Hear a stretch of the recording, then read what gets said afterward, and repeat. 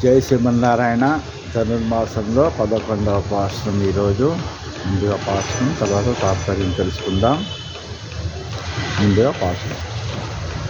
கத்து கரவை அலங்கள் வளகலந்து சத்தார திரளியச் சென்று சென்று செய்யும் குத்தமொன்றில்லாத கோவலர்தம் போர்க்கொடியே புத்தரவல்குள் பொனமயிலே போதராய் சுத்தத்து தோழிமாரெல்லாரும் வந்து நின் முத்தம் புகுந்து முகில் வண்ணன் பேர் பாட சத்தாதே பேசாதே செல்வ பெண்ணாட்டி நீ எத்துக்கு రంగం పొరులేలోరెంబావాయ్.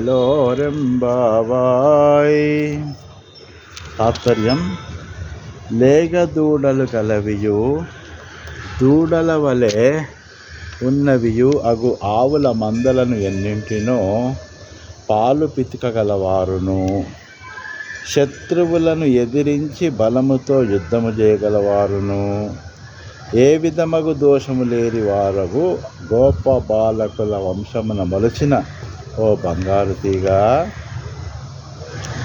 పుట్టలోని పాము పడగవలె ఉన్న వితంబ ప్రవేశము గలగానా, అడవిలోని నెమలి వలె అందమైన కేశపాశముతో ఒప్పుచున్నదానా, రమ్ము, చుట్టములను చెలికత్తెలను మొదలుగా అందరూ వచ్చారు, నీ ముంగిట చేరారు.